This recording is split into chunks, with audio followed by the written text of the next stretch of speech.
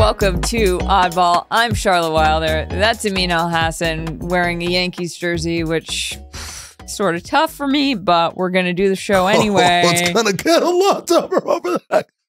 What? It's good. Okay, I don't know what you're saying. I mean, 24 of 30 NBA teams have played their season opener. They sure have. Which is plenty of data for season analysts like us. And it's time, Charlotte, for a little game we call Sweeping Generalizations about some overreaction action. Yay! Here's the plan. We take turns telling each other 100% unassailable truths that we have learned after watching approximately 3 hours of basketball apiece over the past 2 days. If that. I don't know how much basketball you watched eating a hot dog. I don't know how much basketball was played in that game. Let me put it that way. Yeah, Celtics watched the parts that matter. Watched a lot of Lakers, Timberwolves. Watched the national games last night. Caught up on clips everywhere else. I'm doing my job, I mean. And I love this segment because this is what I do naturally. You watch him and you're like, oh, well, the Sixers are cooked. Which brings me to my first overreaction, which is that the Sixers are totally cooked. And the process might have been a failure. In fact, at this point, like, is it still a process if it's almost 10 years old? I don't know. Or is it just like, ooh, that happened? I kind of feel like Embiid winning MVP is like the fulfillment of the process, right? Like in a championship. Because the process was about getting great players. Right. So okay, so regardless, I'm going to say overreaction action right now. Sixers are cooked. Embiid and Paul George missed the season opener. I mean, and I was like, okay, obviously not good, but let's see how the rest of the team can handle it. And they just looked bad. I mean, Tyrese Maxey looked pretty good. Yeah, well, Tyrese Maxey always looks good, and I love him, and he plays with a huge amount of joy, and I'm now undercutting everything that I said. But it is looking like the league is going to formally investigate Embiid not playing. That was kind of weird because, I mean, first of all, it's game one, right? Like, don't they need a couple of games to figure out, hey, this guy's sitting out? They immediately no, he's sitting out. I don't know about that, but man, it's not good, right? It's like when it rains, it pours. Yeah, I also don't think he helped himself by saying after he signed his contract, I will probably never play back-to-back again, so that he sits the first game of the season and the NBA is like, dude, we literally heard you. That was really dumb. To NBA players everywhere, don't tell the truth. Just lie. Yeah. Lie. All right, that brings me to the second unassailable fact. You got another one. Yeah, overreaction action. Okay. Different side of the same coin. The Bucks are the second best team in the East. Oh, who's the best? Well, the Boston Celtics. Yeah. The Knicks were totally blown out in game one against the Celtics, and the Sixers were injured, but the Bucks looked amazing. Dame had 30 points, 9 rebounds, 6 assists. Giannis had 25 points, 14 rebounds, 7 assists. And I just feel like this is kind of what we were waiting to see from him, I mean. Dude, I was talking about this with Sherrod Blakely in Boston. And I said, we've gotten to a place at least in our sport, maybe across all sports, but it's like there is a something that's good. And then there's like one person who's like, yeah, it's good, but what about this part here that's bad? And that person is correct. And more people discover that bad part until we reach a point where everyone's like, this thing is bad. And we've just forgotten about all the good parts. And I think Doc Rivers struggles from this at some point. Where it's like, Doc Rivers is a great coach, but they've blown some 3-1 leads and like some embarrassing kind of faux pas or whatever. But it's like, let's not forget he's a good coach. Right. That's been forgotten. Same thing with Mike Budenholzer down in Phoenix. It's like, he's awful. Like, well, the guy won 6 billion games in Milwaukee. Right. Even if they came up short and they messed up and he doesn't make adjustments, whatever, you can't say he's not a good coach. Right. And so you get Doc Rivers, full off season, full training camp with Damian Lillard and Giannis Antetokounmpo. I almost don't care who the supporting cast is. It's going to work on some level. Right. And that's what people forget. Last season, they didn't have any of that. And it was all brand new. So, I mean, what's your first wild overreaction? Well, first of all, I just love the Giannis quote that he had. I don't know. My God. Did you see this? She conveniently forgot this. So Giannis said, I'm not going to do the Giannis voice, even though I love doing it. I feel like the best player is the guy that wins the championship, wins it all. and that's the best player. Make this font bigger again. And he's the best player on the team. I'm like, oh, what is it? So now? the best player in the NBA, I would probably say Jaylen Brown. At first, we were talking about this before the show, and I asked our producer, Aunt, and I was like, why is this mental warfare? And you guys were both like, are you serious? It's like, oh, right. The Jason Tatum, Jaylen Brown stoking the flames of division in that locker room. Sun Tzu, Art of War. He's sowing dissension amongst his enemies. I mean, I love how Giannis is going up. Yeah, that's like he went from crazy to say that. He went from I like milkshakes to yeah, their best player is actually the other guy. Yeah, he went from this brat is really fun to taste for the first time to F the Celtics. All right. Well, let me. I got some unassailable facts that I learned. Oh, sick! I can't learn wait. off opening. All right. How about this? Mm-hmm. The Clippers don't need Kawhi Leonard. James Harden is the system. There you go. That sounds a lot like something James Harden would say. I am reiterating what he said. They almost beat the Suns in overtime without Kawhi Leonard. They lost 116 to 113. Okay. Well, let's not mention the part that James Harden missed a free throw with 5 seconds left. They would have sent it to double OT. But that's not the point, right? Like, this is the point. I said that, hey, man, James Harden, for all the stuff that we made fun of him, he's still a really good player, and he still shows up all the time. Mm-hmm. The Clippers made a conscious decision, right? Earlier, we talked about the Sixers and about how they kind of it was a parlay bet that they did, right? Like, I'm betting that Embiid's going to be healthy and Paul George is going to be healthy, and neither of them are healthy, and here we are. Whereas the Clippers hedged their bet. It's like, I know Kawhi Leonard's never healthy, so let me get in someone here who plays every game and plays heavy minutes and can function as the center of an offense, and that's James Harden. Forget about your playoff worries about him. We need to get to the playoffs, especially because we don't own our pick. So James Harden is what he told us last year. I am the system. I believe it, man. This guy, he's kind of took a step back to fit with other people, but all along, he was always every bit the player he's been for the last few years. Give him the ball. Get out of his way. He creates stuff. Unfortunately, I don't know how much of a overreaction that is for this segment. You've convinced me. Yeah. Also, speaking of the Clippers, one of my overreactions, which is also not an overreaction, is that the Intuit Dome, the Clippers' new arena, is the coolest stadium in the NBA. Maybe the coolest in sports, which is unfortunate because Kawhi Leonard will be missing for weeks there. He won't get to play there. But he will eventually. Cross your finger. I feel so bad for the guy when they pan to him just sitting on the bench. I was like, oh God. And he what do you think? What do you think sad. He's thinking about? Like the best way to build an IKEA dresser. No, he's thinking about apples. Apples? Apple time. Oh, right, Apple time. Intuit Dome, though, pretty neat building. The Intuit Dome is so cool, man. Yeah, there's nothing wrong with it. I think it's perfect as is. It is the future. I hope every building copies every last feature. So, first of all, I found myself just standing in front of the TV, when they showed the court that was outside where little kids could play. Do you have a slight gripe with it? No, you couldn't have a gripe with Intuit Dome. The screen is a little too big. What do you mean it's too big? Here, you can't sit in that arena without being inundated with a screen and technology. And I don't always want to be looking at a screen or technology. I want to go to a basketball game. Sure, you have the Jumbotron in the middle. You can choose whether you look at it or not. The Intuit Dome doesn't really give you an option, Amin. I want to be able to look up and see what the effective field goal percentage is for this quarter at any time. Really? I want to pull out my phone. You don't want the feeling of just you and the people in the stands and basketball? I don't care about the people. I care about the people on the court, and I care about the numbers up top. I love this. I think this is the first fact I'm going to push back on with you. I'll allow that the Sixers suck, and I'll allow that whatever other thing that you said.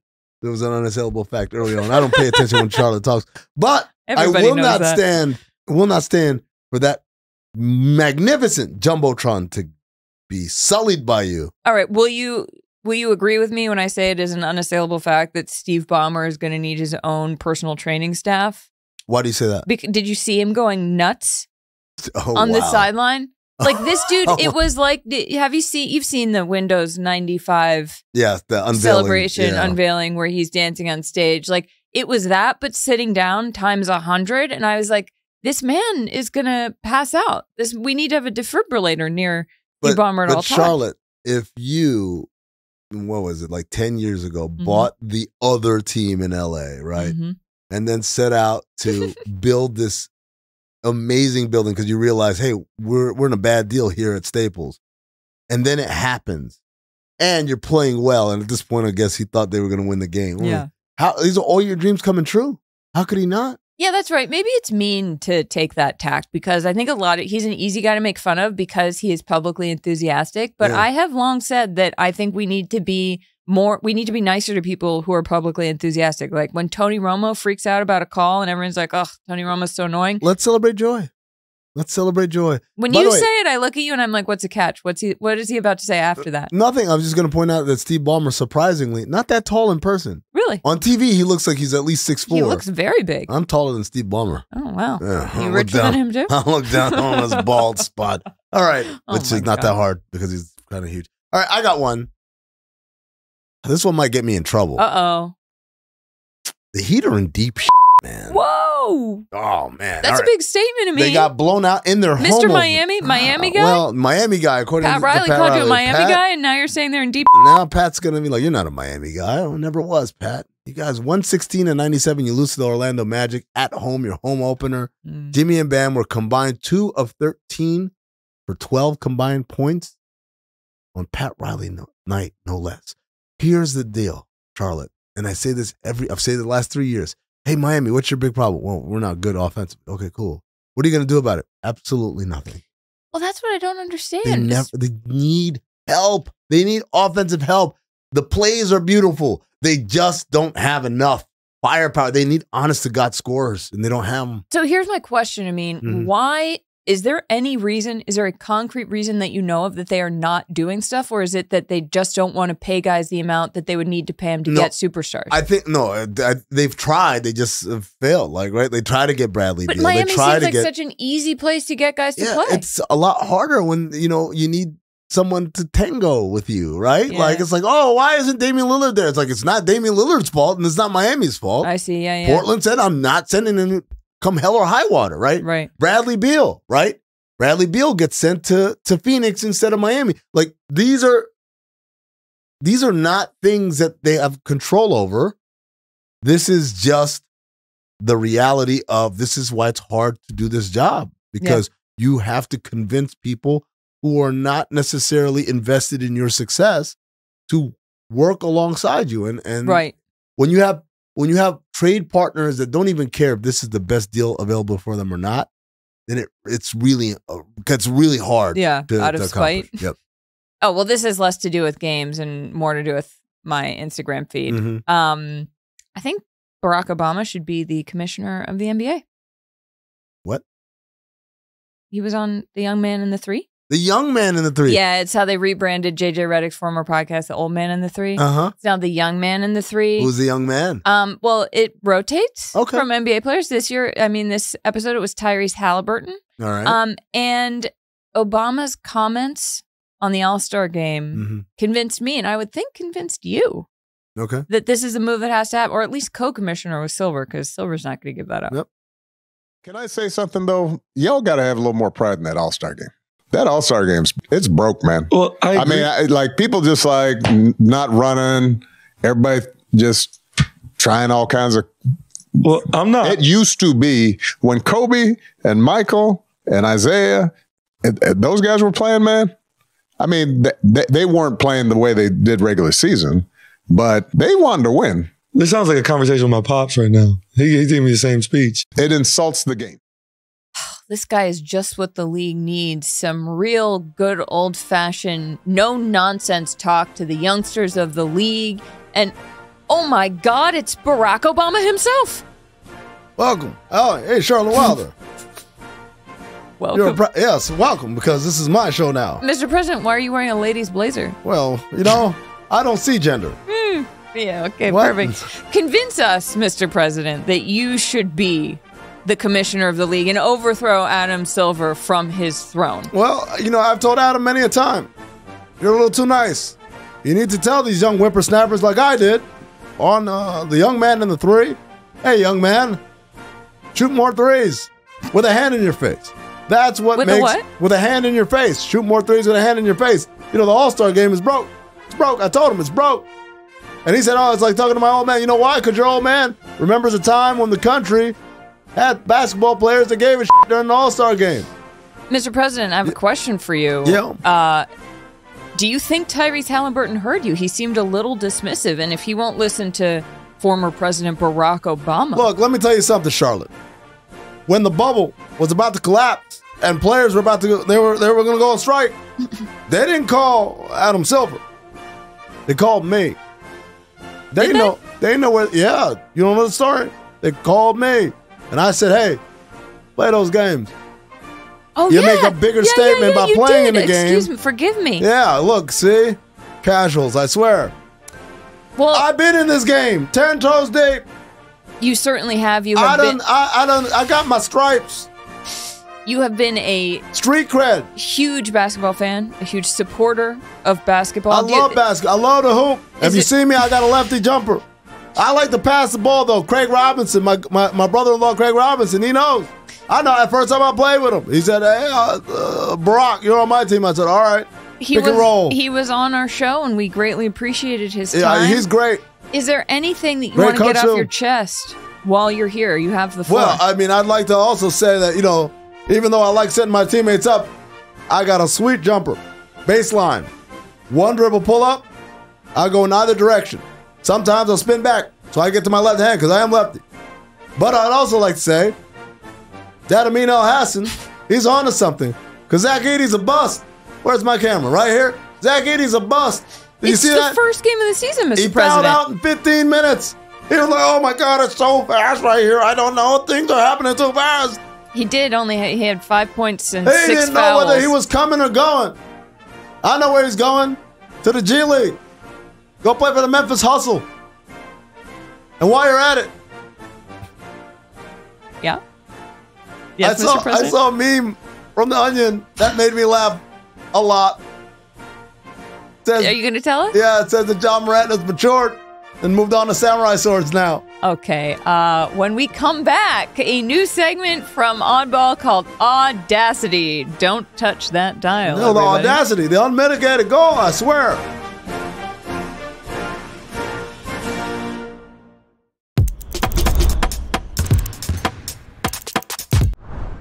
Welcome back to Oddball. Amin, this week we debuted our new game Hot Streak, where we have to pick a bet that we feel really confident in, and then they add up, you know, it's like our streak, however long, people know what a streak is. How long of a streak did we get? You know, sort of tragic to look back on in hindsight, because we said that the Timberwolves were going to win, and you were pretty adamant about it. I thought it was weed. Now it's me? Well, I brought the Jaylen Brown bet. We didn't do that to either. have over 30 points, and he didn't do that either. Yeah. So either way, our streak was not hot, but we'll get there, folks. We'll get there. Don't you worry. So because the last game went so well, we have a new one. We're calling it Oddacity. The Oddacity, which... Yeah, or overreaction action. Either or. Yeah, you know, pick your poison. An Oddacity is presented by DraftKings. Stay tuned because you'll hear more about DraftKings and all it has to offer throughout the show. DraftKings, the crowd is yours. All right. So this is how it's going to work. Okay. I'm going to start by picking a bet on DraftKings that I feel good about. Then you're going to have to follow up with a bet that has higher odds, but that you still feel good about it.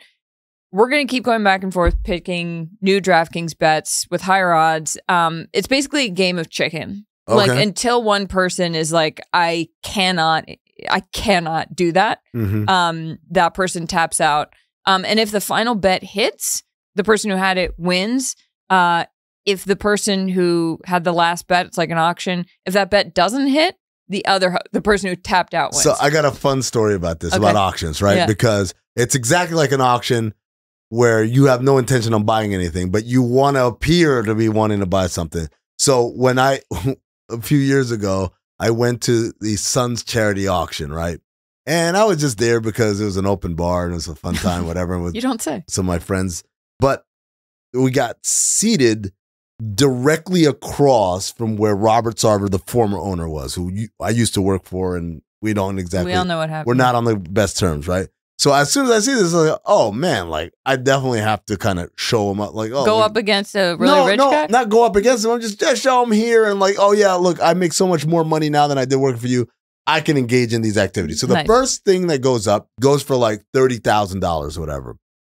I'm like, oh, cool. As long as I bail well below that, I'll be fine. So it goes like, oh, okay, we're next thing, $500. $500. Do you have $500? What was this for? Do you remember? Yes, it was for a limo with DeAndre Ayton and the gorilla, the mascot, and the cheerleaders to come and pick your kid up from school in the line as well. I had no intention of having this. I'm like, that is funnier than I ever could have imagined. Ridiculous gift, right? So I'm like, $500. Okay, $500, $750. $750 over there. Okay, $1,000. I'm like, $1,000. And we do this. And it gets to like $7,500. I'm like, all right. $7,500? $7,500. I'm like, okay, I better pull the ripcord here. So the guy says, $10,000. All right, okay, rich people, go ahead and knock it out.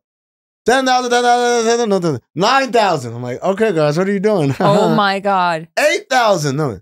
$7,500 going once. No, you don't. $7,500 going twice. You better not. Are you panicking? Of course I'm panicking. I don't have $7,500. So then the spotlight comes on me. Amin. And I was like, oh, shit, what have I done? And then I saw Robert and he was pissed and I smiled and I took a drink and I cheered the whole crowd and everybody applauded. And it was all worth it. Did you pay for it? And did they pick your kid up at school? No, I did pay for it. And then I promptly donated it back to Sons Charities. Okay. Because I had no intention of ever doing anything like that. Wow. Yeah. But it was worth it because I saw how angry he was. That's really your currency in the world. You like know as what I long learned? as your enemies are angry, you'll pay whatever price. You know what I learned afterward? What? I was then banned from any Sons charity event ever again.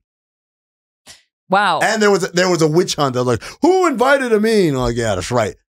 Yeah. Yeah. That's right. And now he doesn't have a team, and I still walk into that arena with my head held high. Anyways, let's play this game, huh? Okay. The Audacity. Yeah. Let's be like Amin. I am going to start with, I'm going to say, I mean, this is interesting. I could do Jokic for 20 plus points. The Nuggets are playing the Thunder tonight, Thursday. I could do Jokic for over 20, or I could do Russell Westbrook for over 6. Right. Which feels low. It feels like, obviously, the odds on Jokic for plus 20 for 20 plus points is negative 800.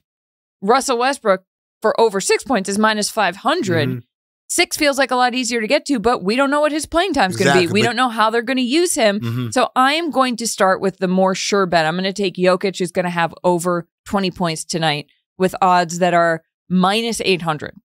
All right. I'm going to go a step further at minus 290. Celtics win and both teams score 99.5 points or more. So they're both going to score 100. They're playing the Wizards. They're both going to score 100. You know they're playing the Wizards. Yes, they're going to blow them out, and then the Wizards are going to get to do whatever they want, their little clown show thing. So I'm going easily with that. It's going to be like 140 to 110 or whatever. That's what's going to happen. Also, you know, Jordan Poole, Kyle Kuzma, we say a lot of things about them, but they know how to score the ball. Yeah. And minus 290, that feels like safe territory. Okay. I'm going to up the ante here at minus 105. I'm going to take Klay Thompson for more than 18 points. He's on the Mavericks now. I know, but that's you're taking. He's on the Mavs, and they're playing the Spurs, and I know the Spurs have Wemby. I know that they're getting better. I know they have Chris Paul now, but I still think this is a team that is figuring out who it is, and the Mavs were in the finals last year. Yeah, but like Klay Thompson didn't play great enough. But this is his revenge game. He's coming back. He's saying, see, Warriors, I still got it. You didn't think I still had it. I have it. I'm going to take that. All right. Well, then I see yours, and I raise you. I'm going to go with the Thunder to beat the Nuggets plus 105. I think that's going to happen. The Thunder are the best team in the league. We've all said it. Right? We both think that they're going to be the champs. What better way to announce that than to beat I'm going to one-up you. I'm going to take Wemby to have over 35 points at plus 500. What? I'm doing it. It's his league now. Yeah, guess what? What? It's your Audacity now because I'm not going out of that. Ooh, I can't wait to watch this game now. Wemby, don't let me down, my dude. This is what makes gambling fun. Like these things right here. Yeah, DraftKings Network, huh? How about that? All right. Thanks, everybody. We'll see you next week. Michael Jordan's a GOAT.